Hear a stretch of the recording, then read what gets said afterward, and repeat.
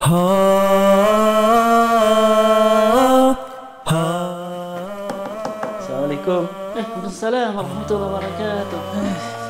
Dari mana? Gimana ngekam lagi? Belum selesai video moderasi beragama. Aduh. Tugas PKDB kita sudah. Bagaimana gitu sebenarnya itu nilai-nilai moderasi beragama yang sebenarnya itu? Iya. Pertama apa tadi?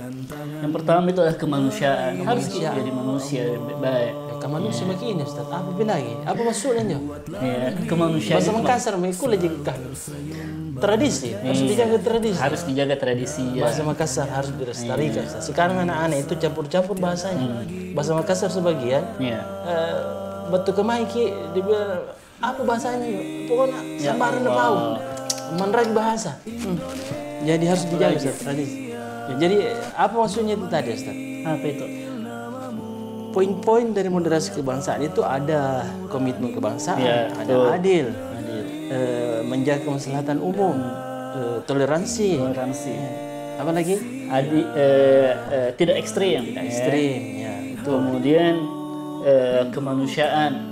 Ya, berimbang. Dan juga ya tadi menghormati tradisi yang ada. Ya. Jadi Coba yang mana satu-satu.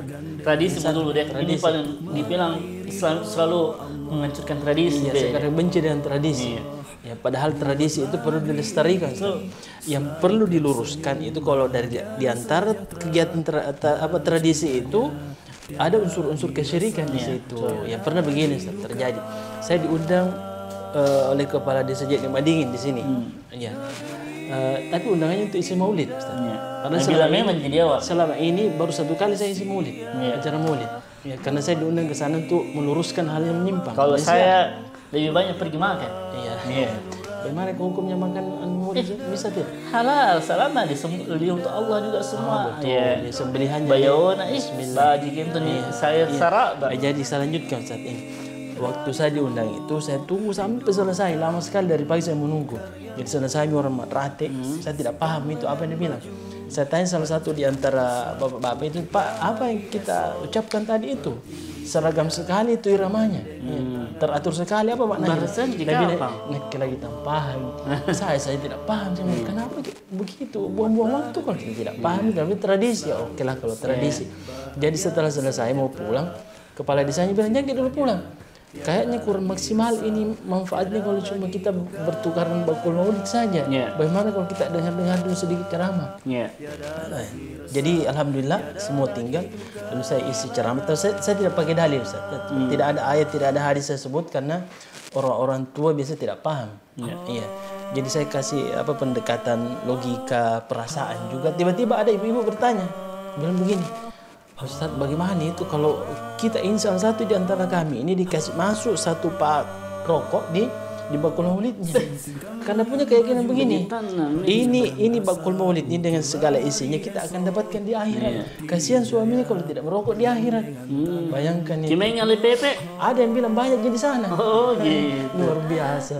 Ini yang perlu diluruskan, Ustaz. Tradisi dilestarikan tapi yang menyimpang perlu di. Padahal maksudnya itu orang maulid, Ustaz, menggaji sirah-sirah Nabi, perjuangannya, keluarganya, bagaimana mendidik anak.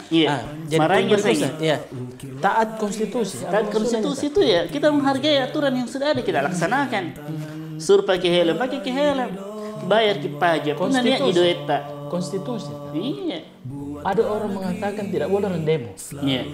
Saya bilang justru negara ini adalah negara demokrasi.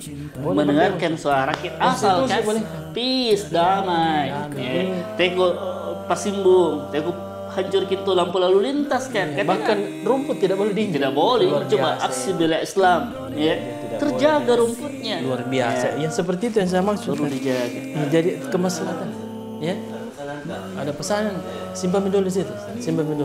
Ini kemaslahatan umum, Ustaz. Kemaslahatan umum. Itu apa kita diinjak rumput itu mungkin bagian daripada menjaga kemaslahatan. Jangankan jiwa manusianya, rumput saja tidak boleh diinjak. Bagian dari keadilan juga ya. Adil bukan hanya kepada sama sesuatu. Adil terhadap seluruh makhluk. Laki-laki, perempuan, semuanya punya hak. Bagaimana dengan non-muslim? Betul. Kalau misalnya ada non-muslim ini di dekat rumah kita, Ustaz, ribut putar musik. Bagaimana cara kita menyikapi, Ustaz?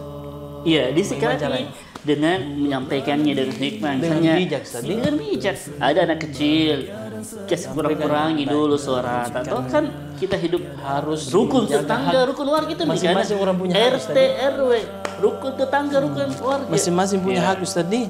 Ya, komitmen kebangsaan sudah minta Ustaz. Komitmen. Kalau diundang ke upacara 17 hadir Ki Ustaz. Pernah ke upacara gitu? Alhamdulillah. Saya masih merah putih darahku. Merah putih. Merah darahku putih tulangku. Ya, saya luar biasa, tidak diragukan lagi. Ini baju merah, bukan lupa songku putih itu. Kenapa harus pakai songkok? Oh, Ustaz? Tradisi. Bapak ya. Ini sunnah Justru wajib atau ini sunnah ini Ustaz? tanda kalau kita sholat ini wajib atau sunnah Ustaz? sunnah. Sunnah. Soekarno presiden pertama kita memproklamirkan kemerdekaan dengan songkok nasional, Pak. Inilah tanda nasionalisme. Sunnah dari segi bahasa Ustaz. Dari segi bahasa sunnah. Iya. Bisa jadi kebiasaan adat. Bahkan kalau mau pergi masjid kasih masuk ke 5.000 tak 10.000 tak orang-orang tua aja dulu begini. Ini menjaga. Tapi Ustaz, sudah jam berapa ini Ustaz? Oke, sip. Hati-hati Ki. Iya. Jadi bagaimana videonya? Aman, tinggal kirim toh? Iya. Semoga lulus Ki semua. Jadi, ya, assalamualaikum Ustaz. Assalamualaikum. Baik Ustaz. Ya. Tiada lagi resah, tiada lagi duka lara.